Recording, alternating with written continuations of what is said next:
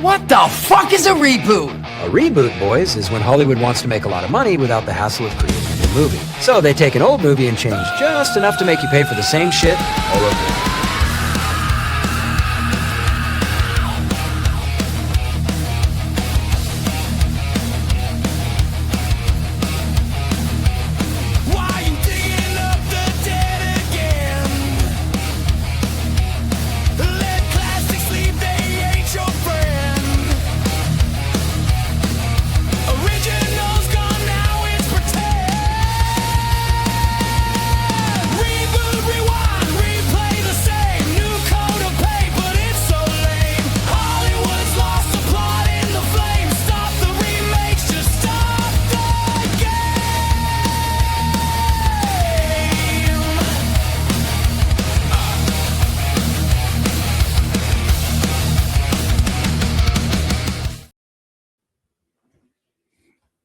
Hey, welcome to Frame for Frame. I am Cube's fan, Michael Cotton, and my co-host is Tom Lil Yumper. I don't know, you've got Yump in the thing. Oh. Yeah. Yeah, it's either way, it doesn't matter. Yeah, Tom Garcia, Lil Yumper, the man behind the penguin imprints, the sadistic penguins, all the things that he's doing. Yeah, how's it going, man? I'm head of too many things. It's going well, man. Going well. The fact that you said Tom, when you say Tom, it's funny because whenever Danny mentions me Tom on, like in general, I'm just like, oh, it's weird. Nobody ever called.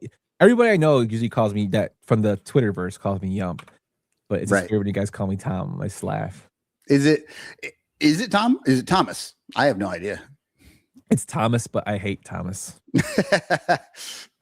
Yeah. I have the most common name known to a white man with Thomas and Mexican in Garcia.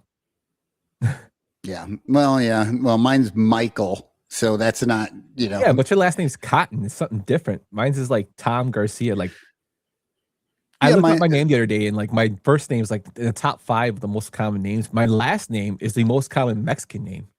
Yeah. But my name is weird though, because even though it's like this like super simple word, every time I say it, nobody believes what I'm saying. They're like, oh, well, C-A-T. I'm like, no, or C-O-T-E-N. Like they literally did. They try everything except for the word that everybody knows. You know what I mean? And then, and then there's another little thing. Like I've got my ranter shirt on. Joe sent this to me. And, just to be nice, I bought it, but it took a long time to get because it was right around the Sandberg death and they were just back ordered for all the Sandberg stuff. So, he added my name to the shirt. Not that one, this one. The problem is everybody just thinks that's what the shirt is made out of. They're just like nobody thinks. They see the cotton on my shirt. This doesn't ring a bell for anybody that might be my name. Like it would have been better if it was Cube's fan or something. I don't know, but yeah, it was just kind of funny when I got it, and I'm like, oh yeah, cotton, perfect. You're cursed. Yeah, but when I was a kid, and I would be on soccer teams, baseball teams, whatever, and I got cotton on the back of my shirt, everybody would always just kind of look at it like, that's weird. Like that's clearly polyester rayon, like the most plastic, unbreathable, stuff you could ever put on somebody's body in that jersey right now. There's no way it's cotton. That's funny. Yeah. But I don't know. We are not here to talk about shirts, surprisingly, or our names. We're here to talk about remakes, reboots, sequels, all of that stuff. And this time, and I got to say this time, I almost said this week, but yeah, we do this like maybe once a month because good Lord, I think we scheduled this one 4 times. Yeah, man. Life, just like on the After Show pod, we had to cancel twice. Just life got ahead of me and a little bit of you, and then again. And then we scheduled for Father's Day. Yeah. Like just not even thinking about the date. Like, oh, it's Father's. Like, oh yeah, I guess maybe we can't go chill out for 3 hours away from our kids. Now, if it was Mother's Day, the women just leave. You know, they just bail. It's cool. You know, on Father's Day, it's like Mother's Day again, almost. Yeah. It was one of those days I was like, Cotton's like, do you want to reschedule? Like, yeah, that'd be kind of good. Yeah, So, it might be good. People are trying to make breakfasts for us and all that stuff, all that great well, not stuff. just that. I mean, Karma was like, I'm gonna make sure you guys don't record today, and then you said, fuck that, we're doing it. Oh yeah, because we were supposed to record at noon today, and my power went out because for the second time in 3 weeks, a squirrel has crawled into the transformer and blew that thing up.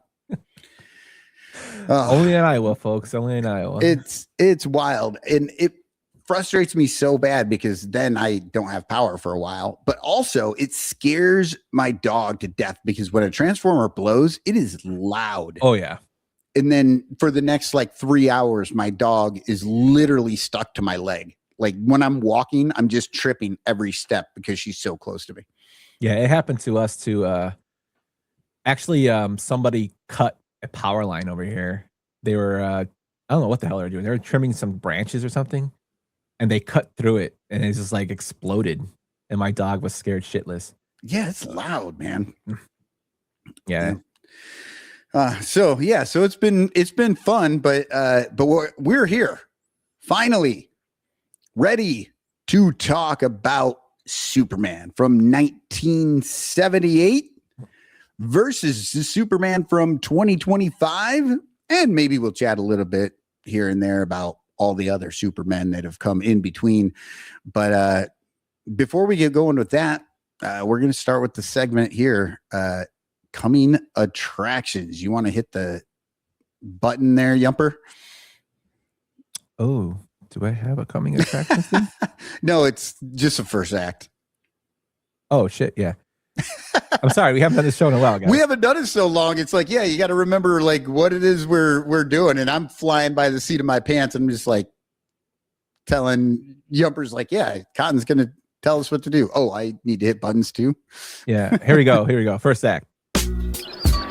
If elected mayor, my first act will be to kill the whole lot of you and burn your turn to cinders. I know it's on. All right. You just confuse me when you call it the segment. I'm like, oh shit, did I have a segment for this? Yeah. Sorry about that. It's all good. Well, yeah. So this is the coming attractions. This is where I just go through some of the movies coming up in the next few weeks. Only the sequels, reboots, and remakes. And I ask Yumper, he has no idea which ones I'm going to ask about. He probably knows some of these, but and then we just chat to see. I really just like to see Yumper kind of get annoyed that they're remaking these movies because that's the whole reason for this podcast is that Yumper just gets annoyed having to deal with, remakes all the time. But this coming up here soon, dating this podcast, unfortunately, June 26th. Jackass, best and last. So first off, are you a Jackass fan? Have you watched the Jackass movies? And second, do you think this is really going to be their last? So they lived through it. So I'm saying no. I have seen the first Jackass. The show I watched maybe a little bit, not really frequently when it was on MTV. And that was the last movie I saw was the first one.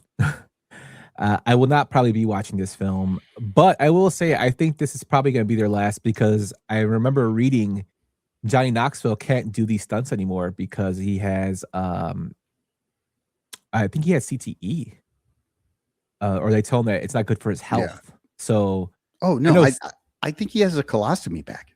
I think that's how bad he is at this point. Yeah, I know it's something health related. I know Steve-O is like he's healthy now, but he's pretty messed up from drugs and whatnot from doing these stunts. Yeah, and that's the thing. I mean, Johnny Knoxville is a little bit older than me, I think. So he's in his like mid 50s, early to mid 50s, he cannot, all these guys are that age, they can't keep doing this. If they do, like, will they just keep doing them until they die? I don't know. And I don't want to see that. Nobody wants to see that. No, nobody wants to see that. And I'm like you. I watched Jackass when it was first on MTV, the show, for a minute, and then I saw the first movie on video. But that's the only one I've seen. Unless I've seen like little bits and pieces here and there that, you'll see a clip on the internet or something. But yeah, that's it. I never really got into it. Like, I thought it was really fun and cool when I saw it, but I was like basically like an older teenager or early 20s. And that was when, and they were kind of that age. And that's when it makes sense to really be into it. And now that I'm like 50, I can't watch people just get hurt. Just do things. I have a hard time watching football now. You know what I mean? Because those guys like smash into each other. And every time I see somebody get wrung out on a stretcher, whereas I used to be like, yeah, that was awesome. Now I see somebody on a stretcher and all I can think about is like, oh my God, that guy may never play again, or that guy shouldn't play again. It's not fun. So watching this, going to the movies for 2.5 hours just to see these guys, I don't know, get trampled by bulls and crap. That's not in the cards for me. Yeah, I think you don't feel it as much when you're a kid. And by feel it, I mean like you see what's happening on the screen and you're like, oh, you think it's funny, but like now that I'm older, it's like, holy shit, they had to hurt. Like, and like you're saying with sports, football in general, or even baseball, like guys to catch all the way through college, and seeing these guys get the ball hit off their, upper thighs. I'm like, oh, it pains me watching. Yeah. I don't want to see somebody get hurt for 2 hours at a damn movie. Yeah. When I was in my, late teens, early 20s, I could literally do all that stuff that they were doing and just get hurt and just bounce right back up. Or, like you said, you were in college, you're catching, like you could do it. And you don't think about at that age, you have your own lived experience and you're looking at a guy who's 34 and he's catching, but you're feeling like, oh no, he's just like me. Right. But then when you actually get to be 34, 35 and you have that lived experience and you see a 35-year-old catcher, you're like, oh my God, how can he walk? How can he do anything right now? So yeah, it's brutal, man. Even I used to watch, well, not as much anymore, but I used to watch wrestling and the stupid stunts they do. Like we went to a show last year, the AEW show, and they were like power bombing people on fucking cinder blocks, dude. Like real cinder blocks, not like fake ones. And I'm like, people were like cheering. I'm like, why are you putting yourself through this for? And those guys aren't even young. A lot of them. I was like, and dude, they do some, like, I understand the whole thing, but knowing now what we knew, what we don't know is that when we didn't know back then is, it's a work. Like everybody, it's for entertainment and they try to keep each other safe. But when they get hit with chairs and when they get slammed on you, that's really happening and you're really hurting yourself. Like I would not take a damn power bomb on the middle of my back in a cinder block. And like I would even at the match, I was telling my wife who happened to be there with me, I was like, what the hell is happening here?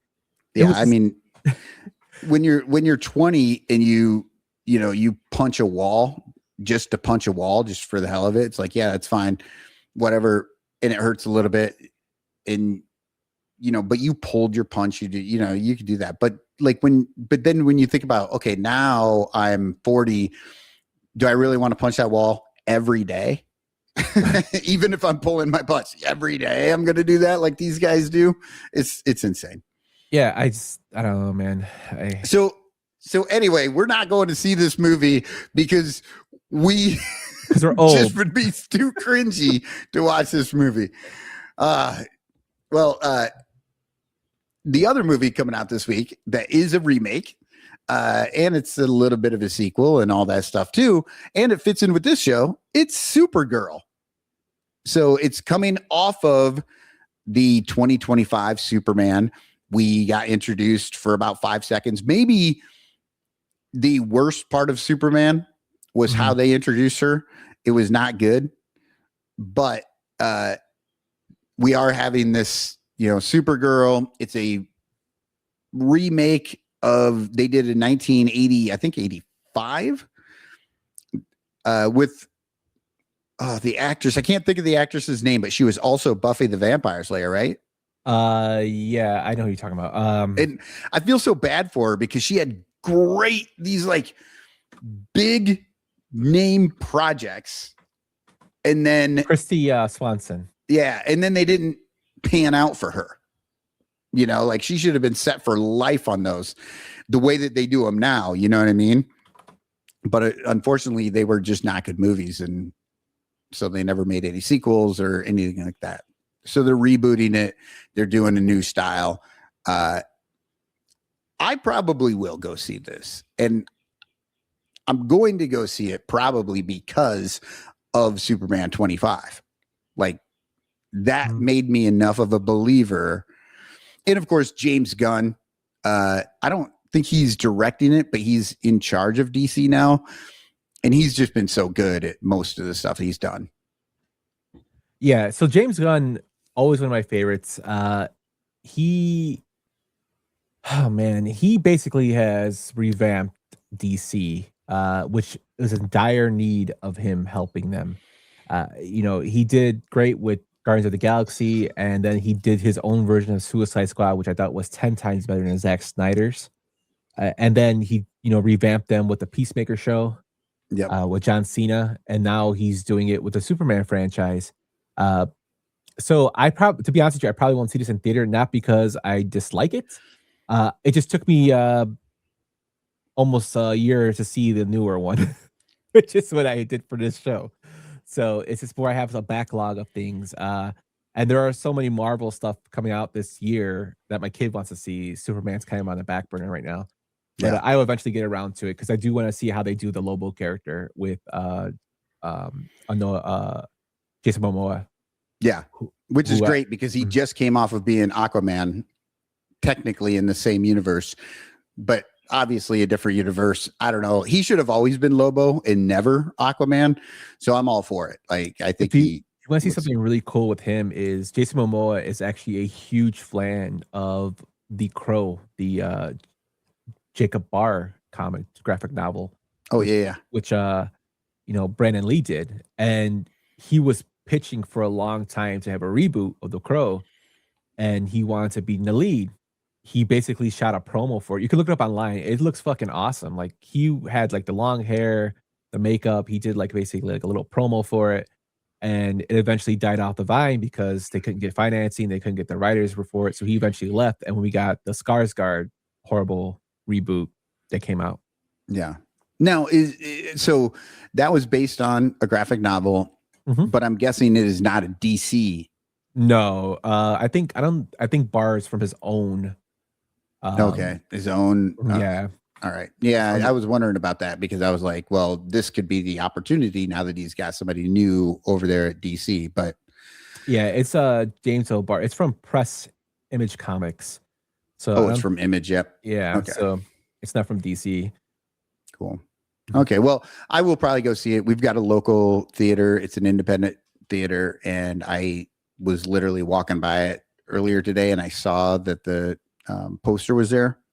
And so I went and saw Superman last year at that same theater with my son. He's in town, so I think we'll go. And actually, my wife might go see this because she enjoyed the Superman movie. So we could probably talk her into going and checking this one out too.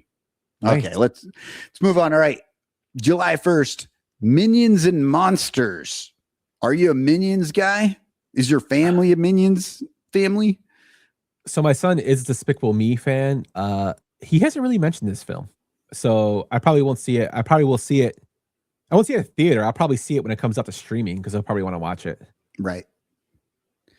Yeah, the Despicable Me I saw way back when, but I feel like the Minions sort of missed my kids, like a little bit behind their age. Like I think Despicable Me was on time, but by the time they actually, I think they did a Despicable Me 2 and then they did a Minions, and I think by the time they did a Minions, they were already past it.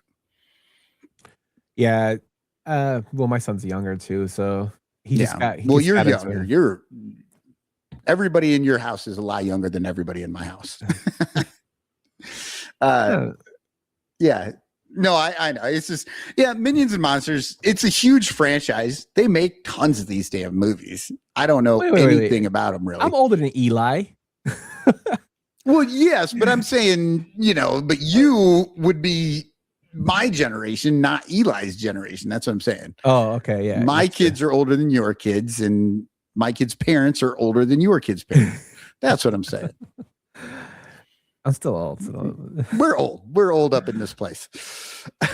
Okay. And then the next one, it's going to be released. I was kind of surprised to see this. It's Enola Holmes. This is going to be on Netflix. Mm-hmm. I don't know. Like, I never know with Netflix anymore. Like, sometimes they'll release these things in 3 theaters so that they can get, I don't know, some sort of awards nominations or something, but it doesn't make any sense for this one. It's the third. And so I don't think they'll do that. Also, the second one I think came out in 2018 or 2019. Like, it was a while ago.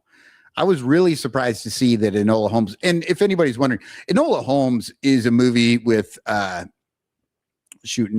forgetting her Millie name. Brown. Yeah, Millie Bobby Brown is in it. She plays the daughter, Sherlock Holmes's younger sister, and Sherlock Holmes is played by the old Superman. Yeah, Henry Cavill. Yeah, Henry Cavill, which I always thought was funny because Henry Cavill is a massive monster of a man, and in these Enola Holmes movies, I've seen both of the other ones. He shows up in his suit. Like, because he's Sherlock Holmes, he's, Victorian era suit, but he's still giant.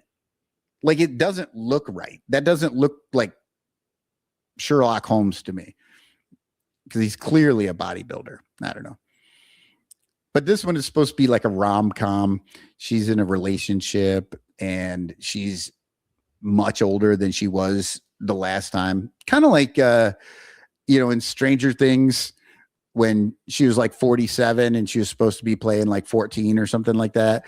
Like, I feel like she's just, I don't know. They're going to have to do a major time jump in this, or it's not going to work. It's going to be like that last season of Stranger Things when none of the kids seemed old enough or seemed young enough, I guess.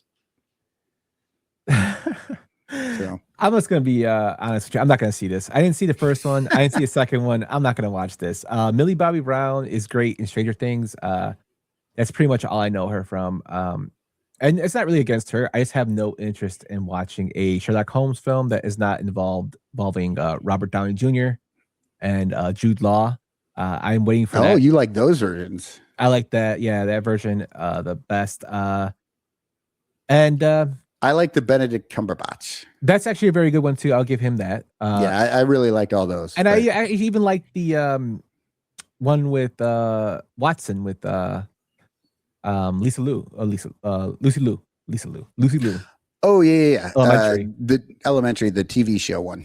Yeah, but I am not going to watch this. I have no interest in it. So yeah, it's my wife will probably watch it though. It's really light fare. It's like it's a perfect movie for like, I don't want to think.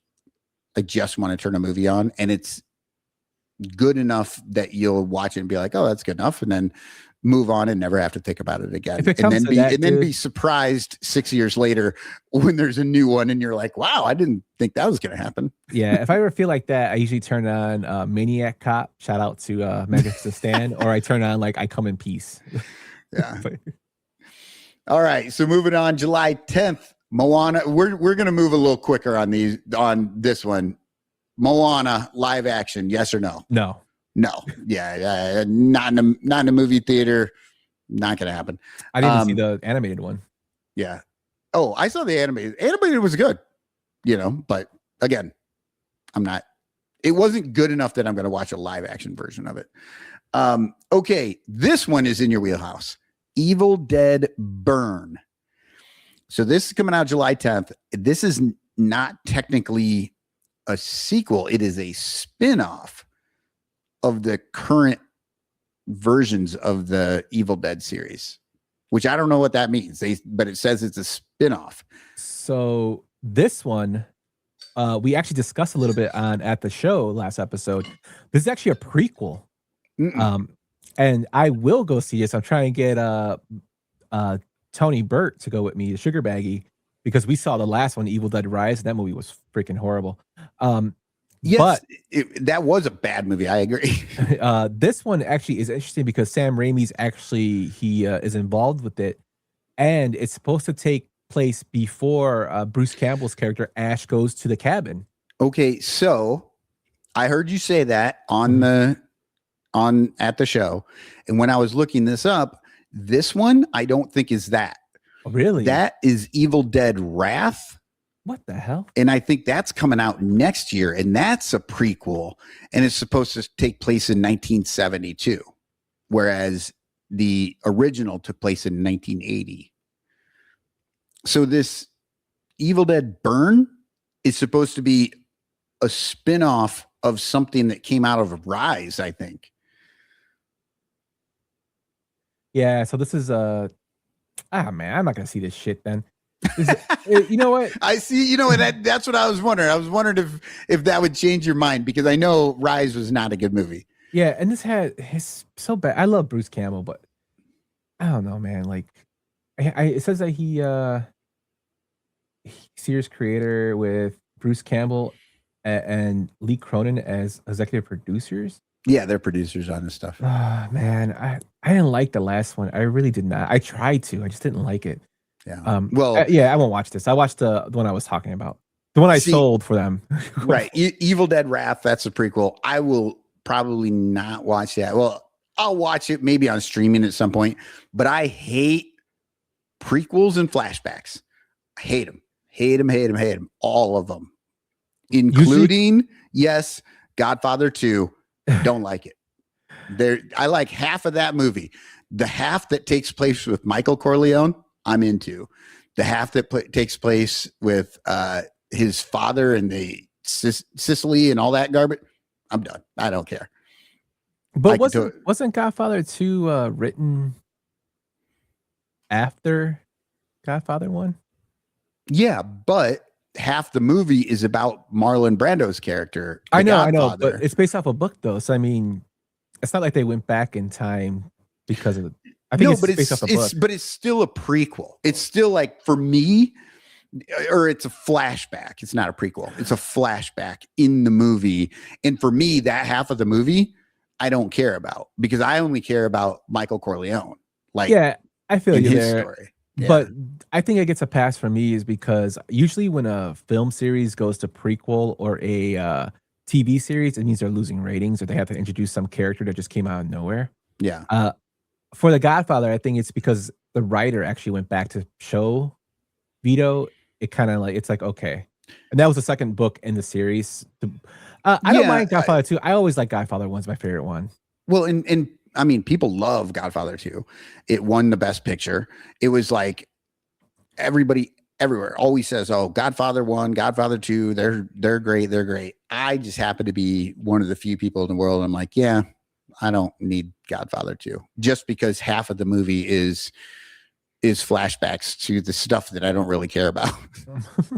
I love the Corleone stuff. I like that part of it. I like them in the 50s and going to Cuba and doing all that stuff. That's awesome.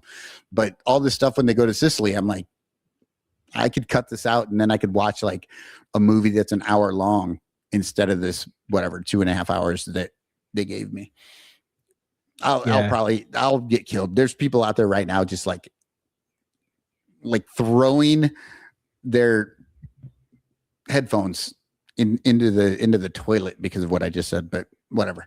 It happens. So the Evil Dead's this new one coming out shortly may not be the one you want to see. No. Spider-Man Brand New Day. Yes or no? Yes, I will see that with my son. He's looking forward to it. I will not. I will catch it sometime on streaming, but I personally could not stand the last one, whatever that was. The really? Mouth of Madness or whatever. No Way Home. Yeah, I thought that was a terrible movie. I hated it. I thought it was terrible. And, like those movies were like Homecoming was excellent. And I actually just watched that again, maybe a month ago. That's a great movie and it holds up. And Michael Keaton's amazing. But then the next one with Rey Mysterio Jr., which was weird because he's a wrestler.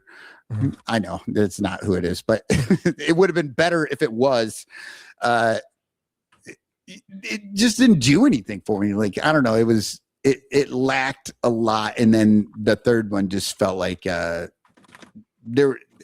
felt like they were still writing it when they were done filming it.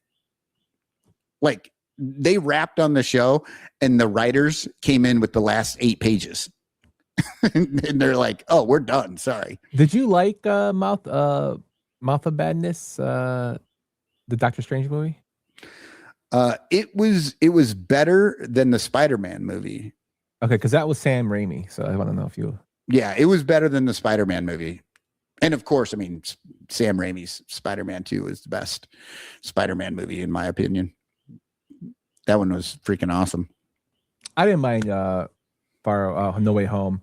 I think it was for nostalgia because they had Sam Raimi's Spider-Man and then they had Andrew Garfield in there. Yeah, they had those guys, but it was kind of like it was jumping the shark. That was just a fan service sort of thing. All right, the last one, Super Troopers 3. Were you aware that there was much like Enola Holmes 3? I was like, there's a Super Troopers 3? Like, I did not see that one coming. So everybody says Broken Lizard, who does the comedy trope. Yeah. Their favorite film from them is Super Troopers. My favorite film from them is actually Beer Fest. Oh, agreed. Agreed. Beer Fest is the best damn movie. And I don't know why they don't do Beer Fest. If you're going to make a sequel, make Beer Fest. It would be so much easier. They're making these cop shows. They have cop cars. They have locations, all this stuff. Beer Fest they can do on a soundstage. Yeah. I don't know, man. I'm not going to see Super Troopers. I could give 2 shits about Super Troopers. Yeah. Again, at some point I may see it if there's nothing else going on. And I liked the first one. The first one was okay. I mean, Farva was probably the best character in the movie, but yeah, I don't know. The first, for me, everybody loves the first Super Troopers. A lot of people really do love the first Super Troopers. I thought it was a good movie, but the worst part about the movie is that the first 5 minutes are some of the funniest things I've ever seen. The kid on drugs in the cop car is so funny. The meow. Oh my God. It is insanely funny. And after that, I think the movie's probably okay.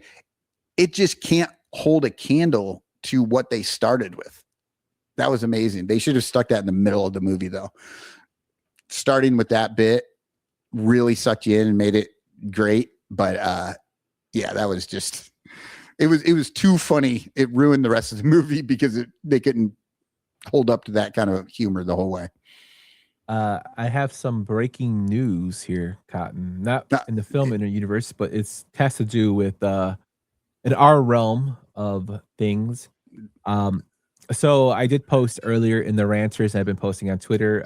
The White Sox Charities had a T-shirt for podcasts with White Sox Podcast that made their own T-shirts, and if you bought them, the winner who sold the most T-shirts would have $5,000 donated to their charity. The From 108 guys, who I know personally, I know you listen to, I know Danny has met from Sun Ranto's side, has chosen the Lost Boys as their charity, which the Ranchers have done a lot of things with. And then the 108 guys are getting involved in. Well, the 108 guys lost to Sox on 35th, but White Sox Charities just announced that even though the 108 guys lost, they're still donating $1,000 to the Lost Boys. So the Lost Boys will get $1,000 from the White Sox Charities, which is a good thing. Nice. That is awesome. That's really cool. And yeah, it's funny because the Lost Boys is an organization on the south side of Chicago, and most of the kids and the adults in that organization are Sox fans. But for whatever reason, well, the reason is Danny, getting hooked up with them. They ended up getting more recognition from the Cubs.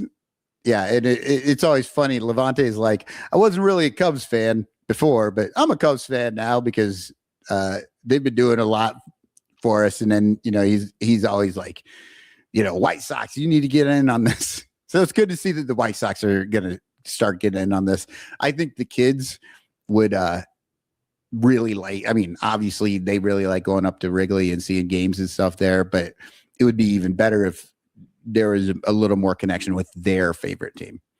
Yeah, so I hope that that connection grows going forward. I didn't mean to break you up. I just saw the tweet right now, so I had to bring that up because I know we were talking about earlier. No, that's it. I'm not going to go see Super Troopers in the theater either. But that's the end of this segment. So I think we can actually move on to Act 2, start talking about the movies we came to talk about. Cool. And now for my next number, I'd like to return to the classics. All right. Can I move these slides? I can. Yep. Perfect. Well, the movie that we're starting with is 1978 Superman. So the story of Superman, if you've never seen this, it's been so long. It's been almost 50 years since this movie came out.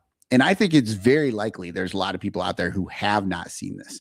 I think you should see it. I think it's an enjoyable movie, but 1978, it's Krypton is going to be destroyed. So Jor-El sends his son Kal-El to Earth to escape. Kal-El grows up as Clark Kent and becomes Superman, who maybe saves California, New Jersey. Not sure about that exactly, but he definitely saves Lois Lane. And this stops Lex Luthor from owning the West Coast of the U.S. That's the synopsis. Do you have anything to add to that, Yumper? No, that's actually the best synopsis. It confused me too when I thought Metropolis was in like New York, but this I guess they're in California. I don't know. No, I have no. But Metropolis is supposed to be like New York. Yeah, right? that's why like it was confusing when like did Lois Lane fly out there or like I don't know. It just didn't make any sense. Yeah, me. So she went.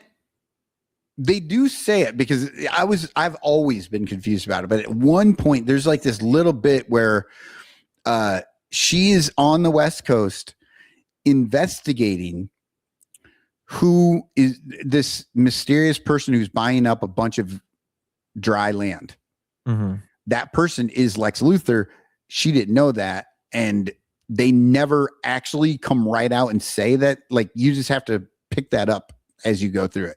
So if you've only seen it once or twice, or you just haven't seen it, it's really easy to forget that.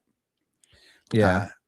But this was directed by the late, great Richard Donner. His first theatrical movie was The Omen from 1976. I'm sure you have seen this, Yumper. Yes, Damien. Yeah, Damien, The Omen. That's one of those movies I don't think gets enough love because The Exorcist came out right around the same time. And The Exorcist was, it's a better movie, I guess. It's still the same kind of scares. It's the occult, but it's also religious and it's the devil and all that. So, but he also graced us with The Goonies, the entire Lethal Weapon franchise, and then Scrooged, one of the great Christmas Scrooge movies starring Bill Murray as a TV executive. I don't know. And those are only some of his. He actually got to start doing a lot of TV. Did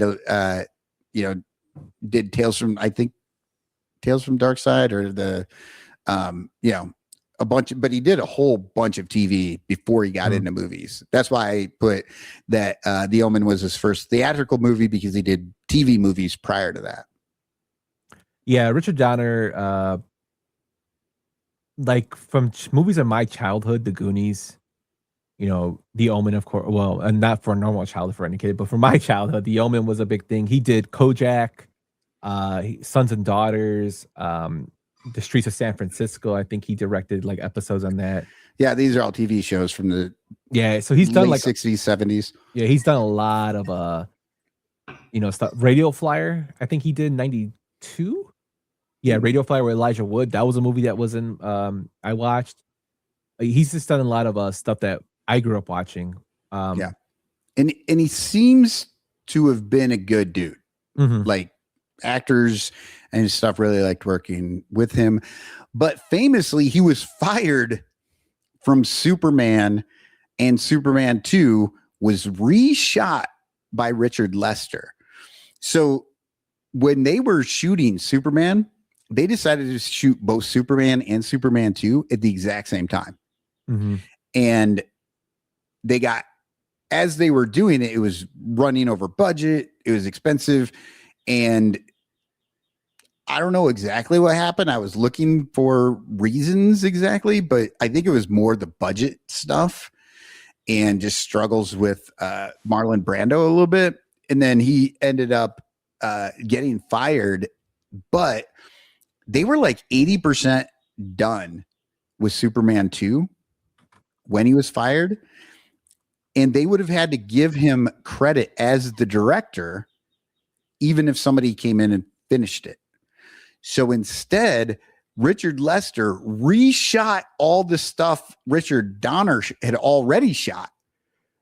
So basically just reshooting the exact same scenes, maybe slightly different, but reshooting the scenes just so they could take Richard Donner's name off of it. Yeah, and I think they nailed it down to like 20% of the film was Donner. They did release a Donner cut in 2006. And yes. So it's Superman 2, the Donner cut. I have never seen it. Have you seen it? No. I am going to watch it this week. Like I kind of would have liked to get it done before the show, but we're not going to talk about that anyway. But I am interested in seeing it. But also this movie written by Mario Puzo, who wrote Godfather and Godfather 2. So we were just talking about that earlier, but I just thought it was amazing because I never thought about that at all until I was watching the credits for this movie. I'm like, oh my God, Mario Puzo did this movie. Yep. That's pretty crazy. The budget for this movie was $55 million. That was the most expensive movie ever made at the time. Now, I think that's a little bit of a little off because they were shooting two movies at once. You know what I mean? But that's the story. 55 million was the most expensive movie ever made. But it's like if you're really shooting two movies at once, it's like 27 million.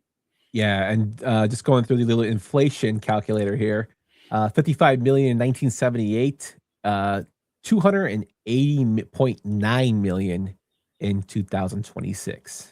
Wow. So that would still be very expensive at this time. Yes. But it made over 300 million. So, 6 times what it cost to make. And then the ratings on this, I was surprised by these ratings a little bit. It's got a 7.4 out of 10 on IMDb, 87% on the tomatometer. That's always tomato meter. Tomato meter. Yeah, tomato meter. And 86% on the popcorn meter.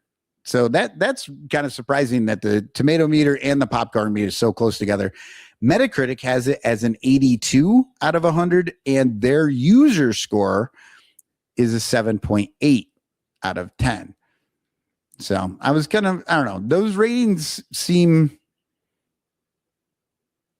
a little low. I don't know. I guess they're about right for now, right? For when people started to put these ratings up would have been like 30 years after this movie was made. I think so. To be honest with you, I think they're kind of high. And I think a lot of it is nostalgia. This was not a bad movie by any means. But like 7.8, I mean, that's like ridiculously high.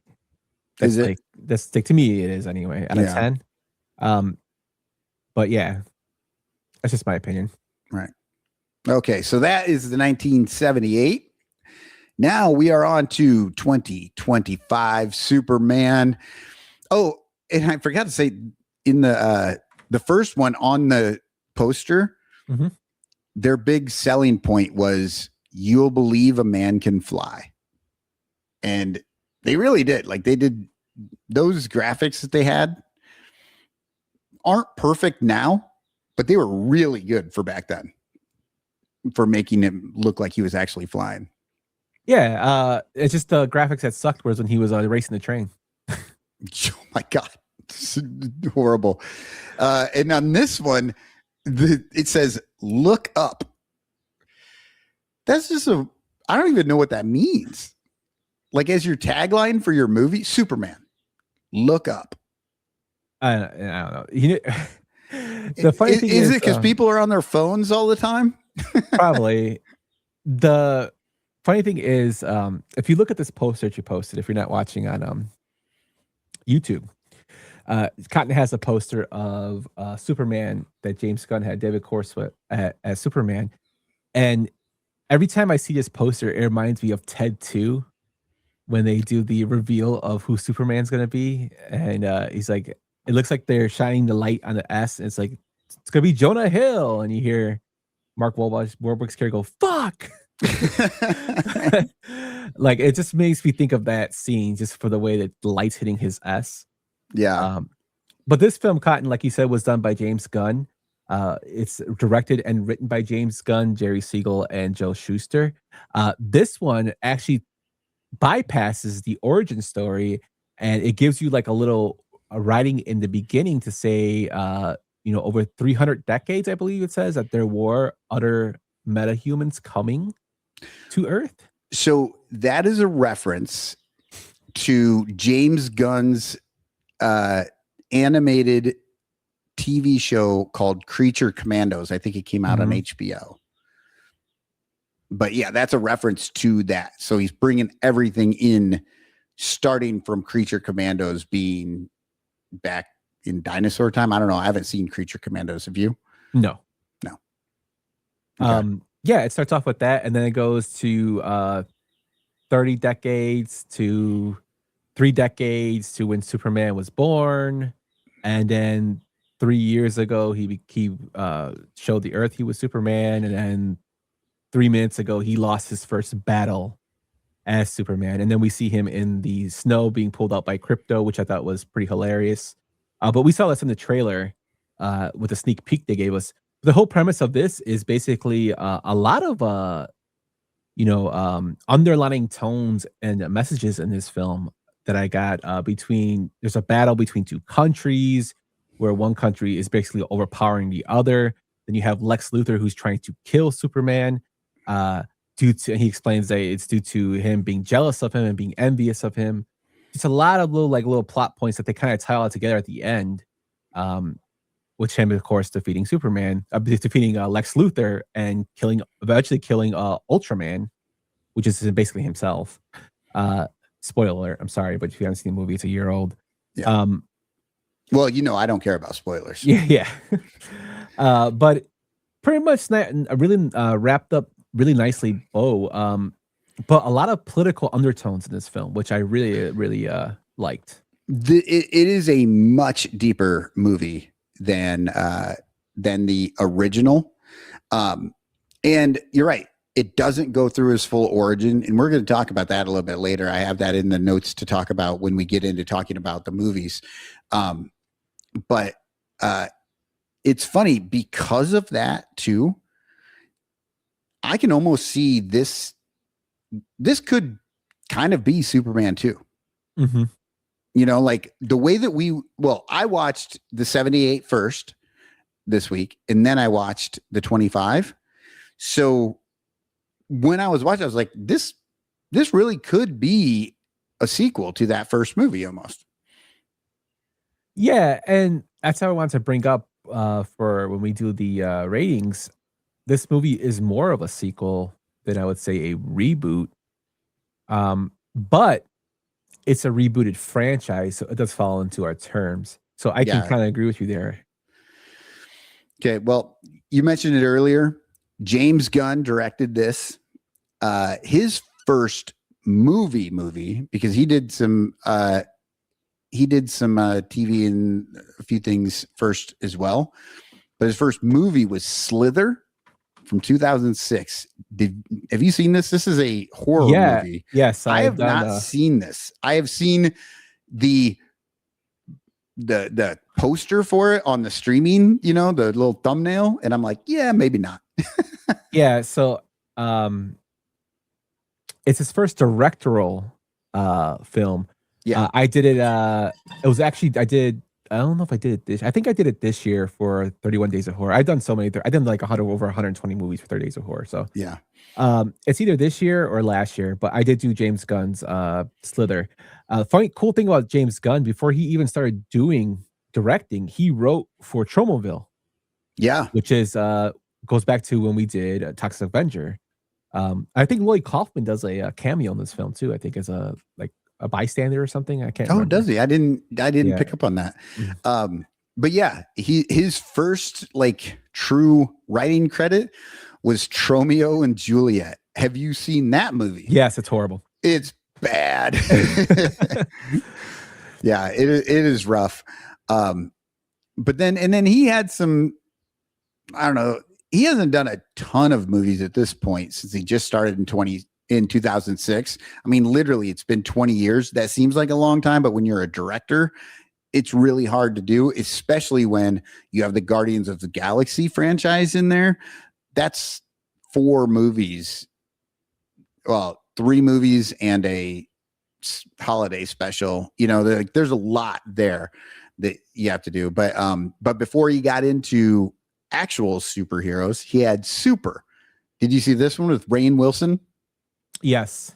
Yep. I saw it I saw it when it first came out on video. So it must have been 2008 or something like that. But I remember enjoying it. It was a little darker. It was a little more drama than I had expected when I got it. But I remember it being a pretty good movie. And then, of course, he did the Guardians of the Galaxy. He's done all of those movies. He did the franchise. The Suicide Squad that you mentioned. Now, was it Suicide Squad 2, or did they just sort of reboot Suicide Squad 3 minutes after they released the first one? It wasn't really a reboot because they have Rick Flag come back. Yeah. I think it was more of a sequel to it because they have Harley Quinn come back too. So they have 2 characters from the original. Well, actually, they have more than that. They have Captain Boomerang come back. He dies in the beginning. But they have a couple characters come back from the original, the James, not James, Zack Snyder cut. But like I said, I think the second one is better. Yeah. And I feel like it is. I mean, look, it's a comic book, right? Mhm. And in the comics, the Suicide Squad literally changes all the time. It's whatever metahuman villains that they have, they just kind of throw on this thing and, they try and do this stuff. So that is just part of it, right? So I don't know. I could see it as being a sequel, which it seemed like, but it absolutely could have been a reboot, and we just don't even know. But then after that, he was doing some Marvel stuff, but he got into the Suicide Squad, and then they gave him the job as the head honcho of the DC movie universe. So now he's directing. Superman was the first. He directed this one, but all the movies are going to be under his sort of they're under his umbrella. So yeah. For those who don't know, when he took over before this franchise got popped off again, there was rumors of Henry Cavill coming back and doing a film with Dwayne Johnson due to the ending of Black Adam. They teased Superman versus Black Adam. Well, Black Adam did not do that well at the movie theaters, so that kind of stopped that. Also, Dwayne Johnson kind of taking creative liberties or everything that didn't rub people the right way. So when he came in, he squashed that and did a reboot and cast his own Superman. Looking at the films that are coming out, soon. There's one that actually I'm really excited to see, and that's Clayface, which is based off Matt Hagen, which is a character from Batman. Yep. It looks like a horror slash superhero movie, and that's something that I'm really, really looking forward to seeing. Are you familiar with the character of Clayface? Yeah, absolutely. Yeah, okay. That movie makes me wonder too, because they're going to do the Batman 2, right? And that was technically not James Gunn. It's DC, but because it's comic book stuff, it can exist in a different universe altogether. And it feels like it might exist in that universe and not necessarily I don't know Superman because I don't know because from if I remember reading back, Matt Reeves said that this Batman would never exist in James Gunn's era. So I don't know. That's the thing too. Like DC is so fucked up with their universes. Yeah. And I'm glad James Gunn's there. Maybe they can work something out, but I don't think they're gonna be like that Batman will exist in James Gunn's Batman universe. Well, and that's the thing. I think Batman will, but it won't be that Batman, right? Yeah, and probably be the one. With Clayface. Yeah, with Clayface coming out, I don't know which universe that's going to be a part of. It looks like a cool movie, but The Batman is a very dark, gritty movie. Mm-hmm. Clayface looks, like you said, dark, gritty, like a horror movie, which that looks like a great idea. I don't know. So I don't know where they're going to place it. That's all. But it does look good. I'm excited for that one. All right. And then getting into this, the budget of this movie was $225 million. So based on your inflation calculator, it actually cost less than the original.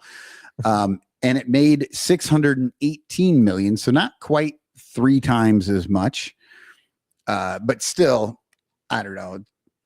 I feel like some people acted like this movie didn't do well. No, it did pretty dang good. Like it did 400, almost 400 million.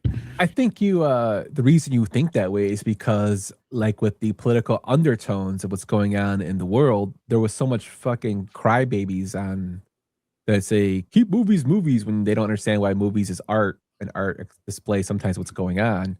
There's so many complaints about it going on the internet and articles written that people would think this movie failed when in reality it made 4 times its budget. Yeah. Well, 3 times its budget. Yeah. Well, and in the ratings, 7.0 IMDb, 83% tomato meter, 90% popcorn meter, which I thought that was interesting because the 83% tomato meter, that's sort of the professionals and how they're rating it. And then the popcorn meter being the people who watched it. And it seems like on that site, at least, people really like this quite a bit more than the critics did. And then the Metacritic has it at 68. And then the user score is at 7.2, which is higher, but it's not that much higher, I don't think. So those were kind of interesting ratings, especially with this one, because I thought that these would have been a little bit higher. But like you said, I think there's a group of, there's a certain segment of the population out there is just trying to like bring the ratings down if it can. I mean, yeah, and they also bring the ratings up. Like Melania, that movie had like I think 54% in the tomato thing or whatever, and people thought it was I think it had a 10% tomato meter and then 99 popcorn meter. Come on. Right. Yeah. Okay, well, that is the tale of the tape for these 2 movies. So I think we're ready to move into Act 2, and we are going to start talking about these characters. Act 3, you mean? Did we already? No, we haven't done Act 2 yet. We just did Act 2, my friend. This is Act 2. We are in Act 2. Did you run the Act 2 thing? Yeah. The promo? Yeah, we just ran it. Oh my God. Well, I must have been sleeping during that part. Or I was actually, I know what I was doing. I think I was looking at my notes and stuff while I was going. Oh, my bad. Okay. Well, and we are doing this slightly different this time. In the past, I've gone through all the characters and stuff. We are going to get past that. We're just going to go right into the cast and character clash. We will talk about these characters, the actors that portrayed them, and kind of decide who we like, dislike, some of the differences. So obviously, we have to start with Superman / Clark Kent, Christopher Reeve versus David Corn Sweat. Who do you got, Yump? This is like I will say David Corn Sweat did a good job as Superman. He had some big shoes to fill from Henry Cavill, who did a pretty decent job. But you can't go with the OG, Superman, for at least from my lifetime, if we're not talking about like the extremely or George Reeves, or OG Superman. But Christopher Reeves is Superman. That's the role he was called Superman even later on in his career. So I have to go with Christopher Reeves. I thought David Corn Sweat did a good job, but the thing that real seals it for me is the way Christopher Reeves presents himself as Clark Kent, as the very sloppy, dorky kind of portrayal of Clark Kent, while David Corn Sweat doesn't really do it as well. But I will give the 2025 props because they explain why he can pull off Clark Kent, because he uses his hypnosis, which is actually in the comic books. I actually had to find that out. Yeah. Which explains a lot, because like everybody used to make fun of the thing, you take off the glasses, you're Superman, you put back on the glasses, you're Clark Kent. Like, to me, it was always stupid. Even when I was a kid, I'm like, how did I know who it is? But in this one, it explains why. And then at least in Christopher Reeve's thing, it explains how he does things. He's all dorky and whatnot, even though, Right. you should know. Yeah, I will say Christopher Reeve comes off, the difference between his Superman and his Clark Kent is very different. Like, it's actually pretty impressive the way that he acted those two parts, so that it made it somewhat believable that people wouldn't pick up on it right away.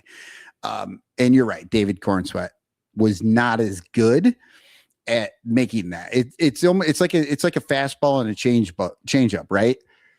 Like, it's supposed to look the same, but it's two different things. And the more distance you have between those two things, the better it is. And yeah, I think Christopher Reeve had such a difference in his Clark Kent that he did pull that off better. And you're right, he was known as Superman. I mean, do you even know much else that Christopher Reeve did? Village of the Damned. It's pretty much. Yeah, Village of the Damned is one of the last movies he kind of acted in, because 1995 he fell off a horse and he became paralyzed for the rest of his life. And 95 was when Village of the Damned came out. He was still in a few other things, like as the voice, and he did a lot of more TV because it was less taxing on his body, and they could do stories that made sense for him being in a wheelchair and stuff. So he kept acting even after he became paralyzed. But yeah, he was in his first movie was right before Superman, called The Gray Lady. And then Somewhere in Time. That's the only other movie I really remember him in. Do you remember this movie? That's It's a Somewhere in love Time. story. No. It's Looking like at this love story where he jumps around in time and falls in love in the past or the future or something. I don't know. I saw it a million years ago when I was a kid. I think it was maybe 1980-ish, 81, I would have been watching Superman. And then I see, Christopher Reeve's in this Somewhere in Time. This looks good. It was not good for like a 6-year-old kid. It was just like, and it wasn't like bad. It was just happened to be a love drama. So it wasn't like my favorite movie. I was like, why is Superman kissing this woman? I don't understand.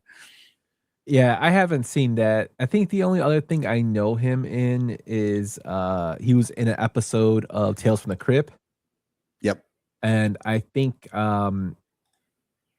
he did This is before he got hurt. Some film called, I think, Noises Off or something about like a traveling group, um, theater group. Yeah, I don't know. I can remember. Yeah, Noises Off. Yeah. He did that. That was with Michael Caine. Those are the only two movies I can think of him off the top of my head. Yeah. After he had the paraplegic accident, I can't remember anything except him doing a commercial where he walks. Oh yeah, I think I remember they did like a CGI. Where he Yeah, about walked like the advances in medicine, and then it showed him walk, which I was like, oh, that's crazy. Yeah. Well, much like Christopher Reeve, I think David Cornsweet is only known as Superman at this point. He did have other movies, but no real big parts except for Twisters that came out the year before. And that movie just wasn't good. He had a good big part in it, but that wasn't a good movie. So it didn't do much for him. And he's going to be in Supergirl, and they've already got Man of Tomorrow scheduled, and they're filming it right now, which is another Superman movie. So yeah. He's also in Pearl. Yeah, but he's the projectionist. Yeah, he's a small role in there, but he's in Yeah, it's a really small role. So yeah, if it was a bigger role, I might have said something about that, because that was an interesting find, but yeah, whatever. It's Pearl, or it's a projectionist there. Okay, let's move on to Lois Lane. Who you got, Margot Kidder or Rachel Brosnahan? Oh man, this was kind of a tough one for me, because they both had goods and bad parts of their performance. Margaret Kidder, when I think of Lois Lane, I always thought of her due to seeing the films. Her and the chick that was in what's it, Desperate Housewives. I can't think of her name off the top of my head now, because of the Dean Cain Superman, Lois. Okay. Lois and Clark. I was going to say, I thought you were going to say Amy Adams, because she kind of looks like Marsha Clark. They're both red hair and stuff, but yeah. I can't think of her name, but Amy Adams was Lois Lane in the Henry Cavill Superman movies. Yeah. She was Margot Kidder, Kathy Lutz from the Amityville Horror, 1979. That was her next movie. Terry Hatcher was her name. Oh, Terry Hatcher. Okay.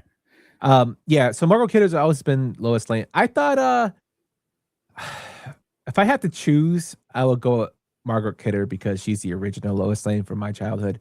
Rachel Brosnahan did a great job, though. There was both characters had some comedic timing in it.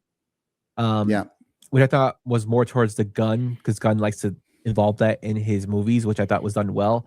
But as far as more of the Lois Lane that I grew up with, it would probably be Margaret Kidder I would go with. Also, I thought Rachel Brosnahan kind of had a disadvantage, because she was already playing knowing that Clark was Superman. Right. So she's kind of a disadvantage that way. Yeah, I can see that. I don't know. Rachel Brosnahan is actually my choice. And I will say most of these are going to be very close for me, but Margot Kidder was great. I did like her as a kid. She always was the Lois Lane in my head. But watching these two movies, I think both of them were great in their roles. I think Rachel Brosnahan had a better role to work with. How she got to portray Lois Lane, and you think that was a negative, like a harder thing. I think it was an easier thing. Like, it made her better to already know that Clark Kent was Superman, because we didn't have to mess around with this will they, won't they kind of stuff that they were playing with.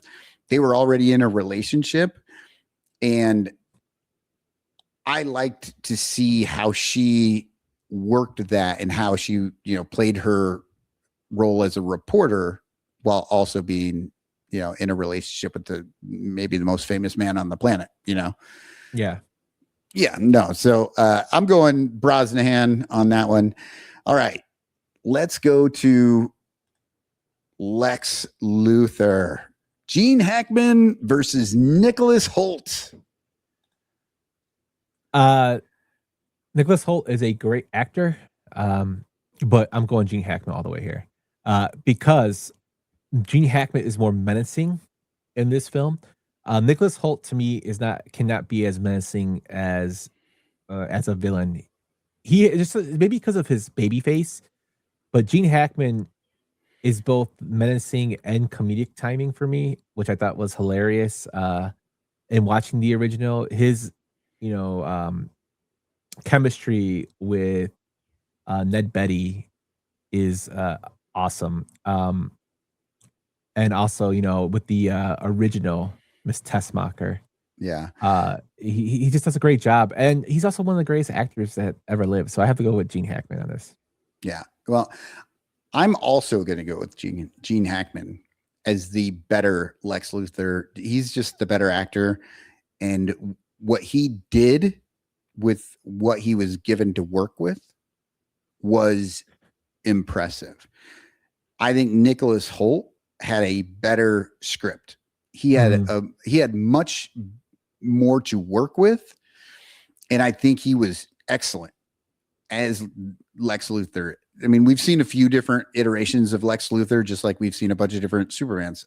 I think he's the best one since Gene Hackman, but I would have loved to see Gene Hackman with that script. Because that would have been amazing. And, when I'm looking up all these movies or these, actors and stuff, I have all their movies here right next to me that I can look at just to see, what they've done if we want to talk about some of those things. All of these people I'm going through, and there's, pretty good list on a lot of them. And then you get to Gene Hackman.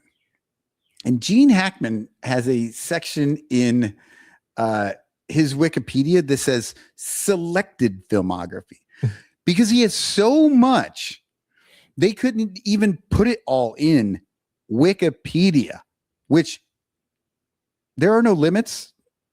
They're just like, yeah, we can't do this. It's too much. Gene Hackman has so many movies, TV shows, everything. Like he's prolific. Probably. I mean, he's also acted till he was like 70 something. But and then lived on to his 90s. But it's like it's an unfair fight for Nicholas Hoult. I mean, you're going up against a legend, and like you said, Gene Hackman did not have a lot to work with. I just thought he pulled off the role better as a menacing. Even when he kills the cop in the beginning of the film with the train, he laughs at it, and the way it's just menacing for him to laugh and smile like he just killed a fucking cop. Yep. No, he's I mean, Gene Hackman is amazing in the role.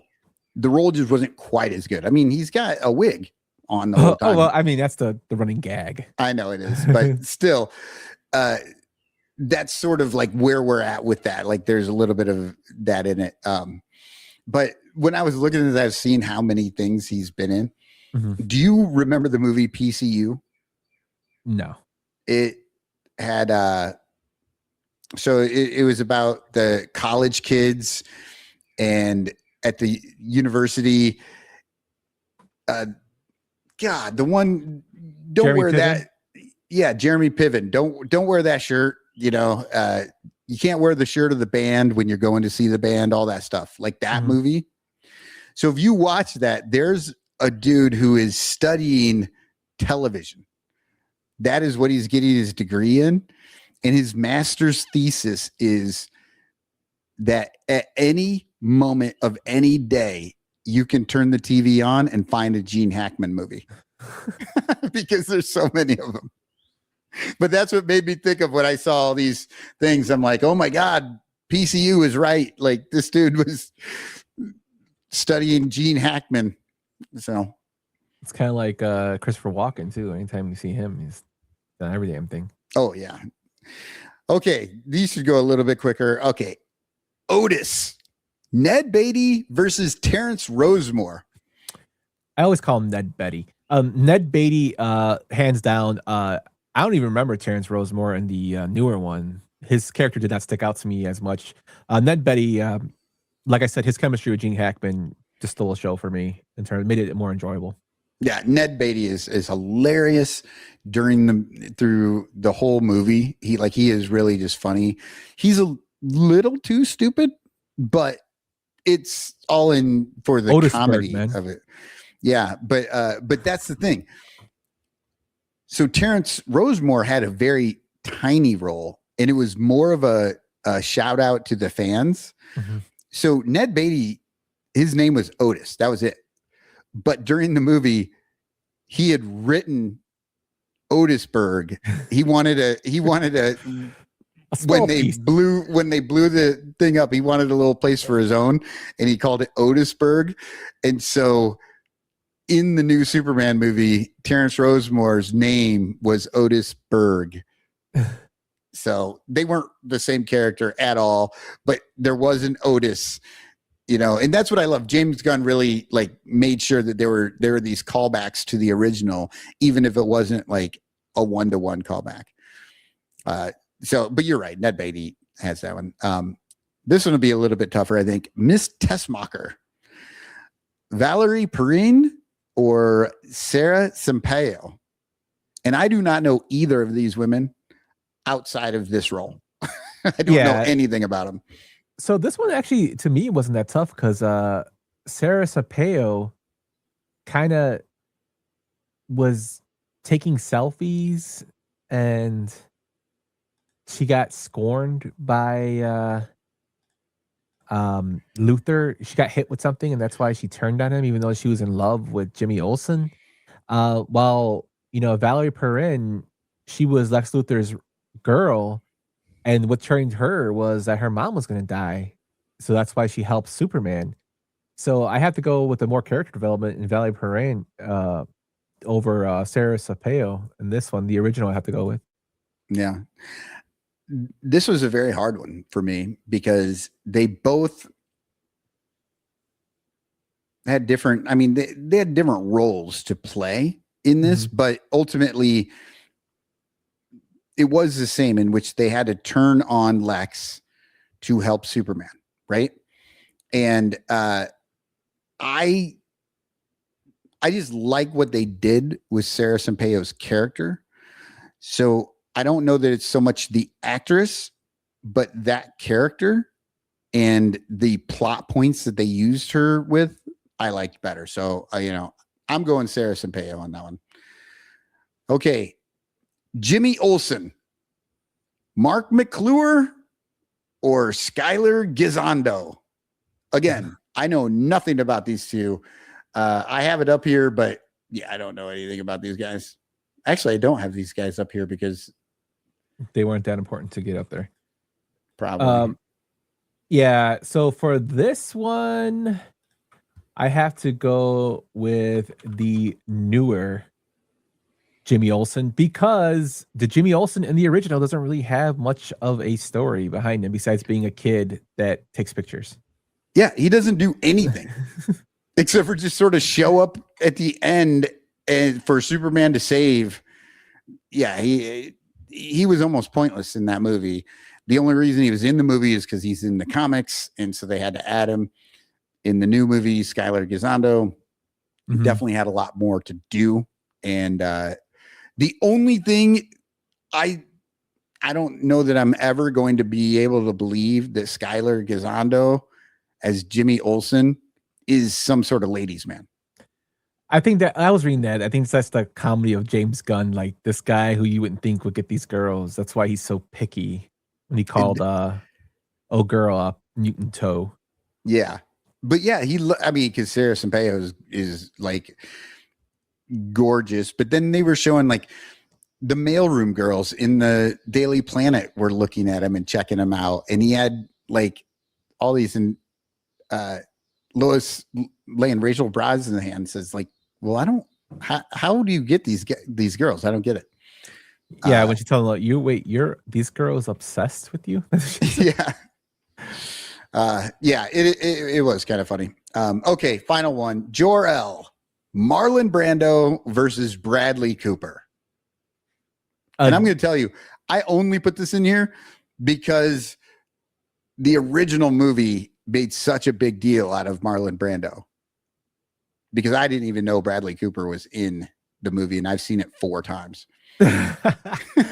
Yeah, that kind of tells you where I'm going. Marlon Brando, who eventually got credits for, I think he made like $14 million off this role for getting like proceeds from the profits and all that stuff. I'm going Marlon Brando, one of the greatest actors, number 2 in my top 3 greatest actors of all time, behind the great Daniel Day-Lewis. He just had more to work with. Bradley Cooper said some stuff in gibberish. That was basically his one scene. I don't even know why they had Bradley Cooper and Angela Serafian as the parents. Why do you need name actors for that role? Like, I get why they got Marlon Brando. Like, he had a lot to do, and he did a lot with it, even though he was, like, all the stories are he was super lazy and he didn't want to do any of it. But he really brought a gravitas to that role, and I think he did. Like, he was really good in it. Yeah, again, and I think at the time you need a person like that with that pedigree to make the role, the film be taken seriously. People have to understand too that back in the 70s, like, this is something new in terms of, like, superhero films have been around, but this is something new for where they're taken seriously in film. And Superman was in the 30s. I mean, they opened the original with that. And this one, they have to have like one of those actors to kind of like take it seriously. Like, okay, we have some real actors in this film. Yep. Yeah. Okay, so we're done with the character clash. Now we're into the plot point punch out. This is where we're going to talk about parts of the movies themselves, kind of debate them back and forth a little bit. I've got some things that we can talk about. We can stick to this or not. It doesn't matter. But just to get us rolling, opening credits, you just sort of mentioned it. I completely forgot that they had like a little kid's hands looking through a comic book in the 1930s. I never remembered that at all. And I have seen this movie. So the original 1978, we got HBO when I was like 6 or 7 years old. And I would get home from school and Superman was on. It was just always on, like right after school. And I have seen the original Superman well over 100 times. I am probably close to 200 times seeing this movie. I loved this movie as a kid, and I still love it. I think it's a great movie. And even so, I was like, oh, what is this with the little kid in the 1930s? Like, that was so surprised to me. Yeah, to be honest with you, the 78 film, maybe I was spoiled because I watched the newer one because I hadn't seen it. I watched the newer one before I watched 78 again. And the newer one just gets straight to the story. The 78 film has that little scene for maybe 15 seconds, and then it has the fucking credits running for like 10 minutes of these flashing credits. I'm like, Jesus Christ, can we get to the film? Yeah. I was like, man, it got to the point where I actually fast forwarded on Prime to get to the meat and potatoes of the origin story. It drove me a little nuts in the beginning of it. I'm like, whoa, it just takes very slowly to get started. But then again, I have to remember too, this is the 70s, so it's kind of it's the 70s. And I mean, I would say, the opening credits for the 2025 was like 300 million years ago, 30 years ago, all that stuff. That would have been kind of their opening credits. But like you said, they jumped right into it. I mean, you didn't have to wait for anything. And the Superman 78 was like really long credits. But the other thing that blew me away, Marlon Brando, top billing, first name you see, not Superman, Marlon Brando. If you're going to watch this movie, you're probably thinking Marlon Brando is going to be Superman. Gene Hackman pops up second. Then they do the Superman title and the directors and all that stuff. And then they get into the other actors. I think Christopher Reeve was like number 6 on that, and he hadn't done much at that point. So you probably have no idea. You're sitting there in the theater in 1978, and you probably don't even know who is going to be Superman at that point. You know what I mean?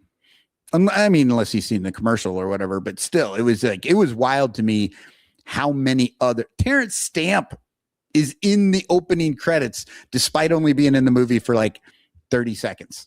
Yeah, and then now it makes a lot more sense, the filming back to back, because I'm like, oh man, they kind of like had what's his name? General Zod. They kind of had him only be there for a little bit, and then I realized, oh yeah, they filmed it back to back. So that kind of makes more sense now.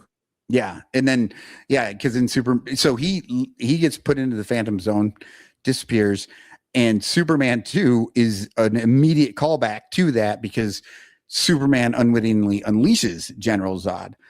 But that was weird as well. But we're not getting into Superman 2. But it was just crazy how many of those different things popped up. And then, you go into the movie, you've got the classic origin story. Like you were saying, there weren't a lot of superhero movies at this point. So they did the full origin story versus the remake is they start right in the middle. They're like, you already know who Superman is. You don't know who this particular Superman is, but we don't need to do the whole origin story. What do you think about that? I'm happy. I'm happy. Reason being is because how many times, like even when they were doing the Henry Cavill one, I'm like, okay, they're doing Henry Cavill, and then I'm like, how many times are they gonna have to do a fucking origin story of Superman? Yeah.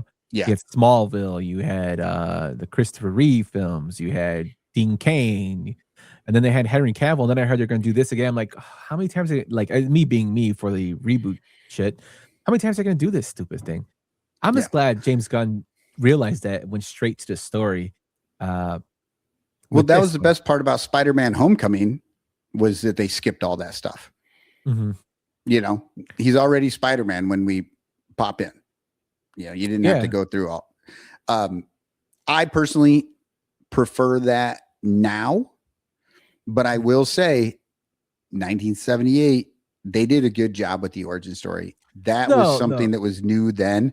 And so for me, it's kind of a tie, but only on sort of like the nostalgia bit of it. I don't need to ever see the Superman origin story again unless I'm watching the 1978. Yeah, Superman. and that I will give them that because and this is more of a preference for me. It's not really a fault against 1978 because that was the first Superman. Right. And this one is more of a sequel than it is a reboot, I guess. But I do like the fact we'll have to hear the same story again. That to me, it gets old. Like if you don't know how the hell Superman got here, then where the hell have you been? Okay. Talking about things that get old that they just keep redoing in Superman movies. Real estate scams. 1978, the whole plot of that movie is that Lex Luthor is going to send nuclear weapons blow up part of the San Andreas Fault so that California falls into the ocean, and then he will own the West Coast of the United States. In this movie, and I know it kind of it's not 100% this is what, but James Gunn plays with this idea that Lex Luthor is trying to become king of this fictional country, Jaranpur. What's funny is that the Kevin Spacey Lex Luthor, that was a real estate scam. He was building his own island out of he like built this island out of kryptonite that Superman couldn't get to him on and all this stuff. Like Lex Luthor just keeps popping up with real estate. Yeah, and the thing I do like that James Gunn had that as kind of like a Trojan horse that he was doing that, and then it turns out why he explains at the end why he was doing what he was doing, right? With the two countries, which makes sense that the reason he was doing it, he basically caused a fake war to get permission to fucking go after Superman via the government. because he was envious of him. So it was kind of like I think it was a nice little like nods to the original real estate scams. And then I'm doing my own spin on it, which I thought was a good way to prolong the story. Move along the 100%. story. The reason I loved this movie so much when I saw it last year. So I went and saw it with my oldest son. So he was 20 at the time, so it's not like he's not like a kid. Mhm. We watch movies all the time. And then generally after a movie, we will just tear it to shreds. Oh, this part was dumb. This is a plot hole. This is an issue. This is right. We left this movie last summer and we were both like, that movie was amazing.